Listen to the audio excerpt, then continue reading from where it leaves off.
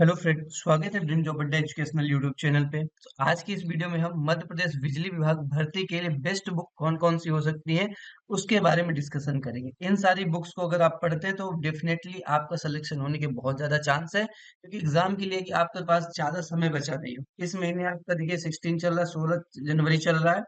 Then उसके बाद आपको कुछ समय बचा नहीं है। उन्होंने एग्जाम की डेट दे दी, ऑलरेडी एग्जाम की डेट उन्होंने दी हुई है कि आपका फर्स्ट वीक ऑफ मार्च बोला हुआ है। ठीक है, फर्स्ट वीक ऑफ मार्च। तो यहाँ पास आपके ज्यादा दिन बचे नहीं है। 15 दिन आप जनवरी के मान लीजिए, जनवरी में, और 28 दिन आपके क्या है, फरवरी के मान लीजिए। तो यहाँ पास 28 डे मत मानिए, 15 दिन ही फरवरी के मान के चलिएगा। तो 30 दिन के अंदर आपको सब कुछ कंप्लीट करना है।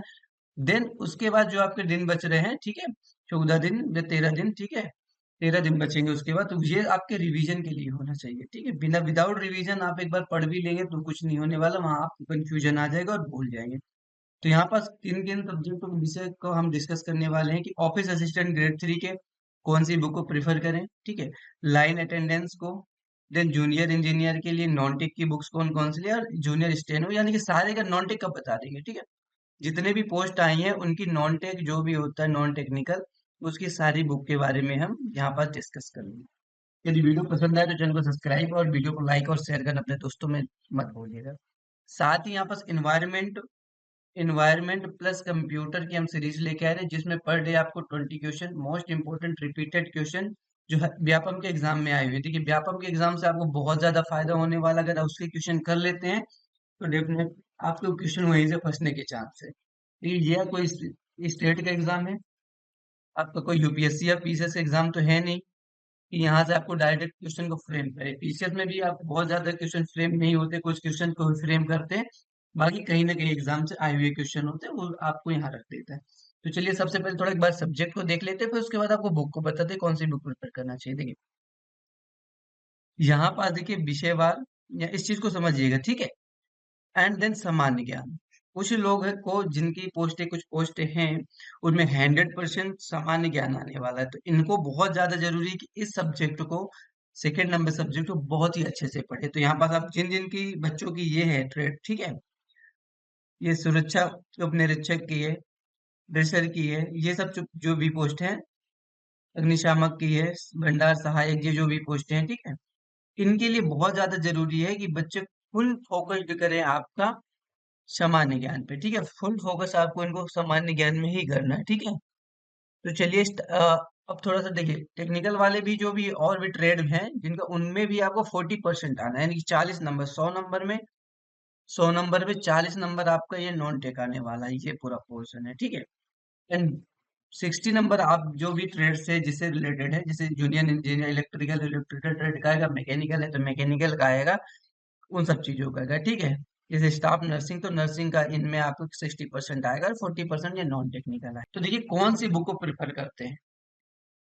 जीएस जीएस के लिए लुसेंट सबसे खतरनाक बुक है, क्योंकि एमपी का एग्जाम है, लुसेंट से बाहर क्वेश्चन नहीं आता। तो यहाँ से आपके कौन कौन से सब्जेक्ट कवर होते हैं ये भी देख लीजिए। देखिए, विश्व का इतिहास, विश्व का भूगोल, ये आपके दो सब्जेक्ट हो गए। ठीक है, इतिहास और भूगोल दो सब्जेक्ट हो जाएंगे।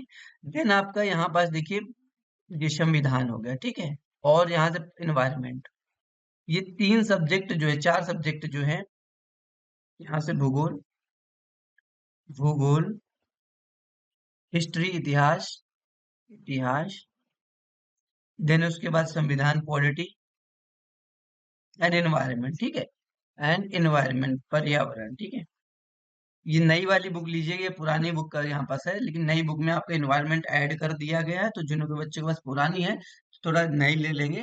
तो नए बुक में आपका एनवायरनमेंट है। तो ये चार बुक आप यहाँ से, चार मतलब सब्जेक्ट आप इस विषय से ले सकते हैं। ठीक है, देखिए, अगर बात करेंगे यहाँ पास भारत का और विश्व का, तो विश्व के भूगोल में आपको ज्यादा पढ़ने की जरूरत नहीं है, कुछ इंपॉर्टेंट टॉपिक्स है उन्हीं को पढ़िएगा। जैसे आपके घास के मैदान हो गए, ठीक है, घास के मैदान हो गए, घास के मैदान हो गए। देन उसके बाद पासेस होते हैं, जैसे कि आपके कौन कौन से सी को कनेक्ट करता है। ठीक है, ये हो गए, पर्वत हो गए, और इन्हीं से रिलेटेड आते हैं, जैसे आपके दर्रे तो इंडिया के ही हो गए, और आपके क्या, जैसे ज्वालामुखी हो गए, ज्वालामुखी हो गए। इन सभी चीजों से ही आपका क्वेश्चन बनने के चांस है आपकी भूगोल में। भूगोल में कोई क्वेश्चन उससे बन सकता है, जैसे कि आपका ये कर्क रेखा हो गई, मकर रेखा किन किन देशों से पास होती है, इससे भी क्वेश्चन बनने के। विश्व के भूगोल की बात करो, इससे बनने की, शायद प्लेनेट से क्वेश्चन बन सकता है। तो यही टॉपिक पढ़ के जाना है आपको, सारे टॉपिक नहीं पढ़ना विश्व भूगोल में कि सब क्या। आप राजधानियां भी देख सकते हैं कुछ देश, आपकी राजधानी आसपास के देशों की देखिएगा, इंडिया से कनेक्टेड देशों की वहीं आती है, या फिर रिसेंट में कोई न्यूज में हो देश, उसके बारे में आप देख सकते हैं, तो राजधानियां वहीं जा सकती है, ठीक है। फिर पूरा इंडिया का भूगोल तो आप इसी से पढ़ लीजिएगा। इतिहास भी, वर्ल्ड इतिहास आपको पढ़ने की जरूरत नहीं है, बस कुछ टॉप क्वेश्चन आपको देखना हो देख लीजिएगा। मेनली क्वेश्चन आपके इंडियन हिस्ट्री से ही आने वाले।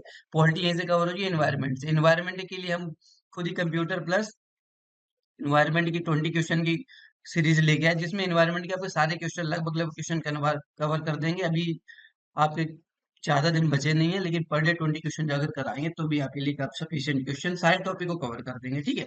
ये आपके 4 सब्जेक्ट यहाँ से कवर हो जा रहे हैं। देन आपके पास देखिए एमपी का बचेगा।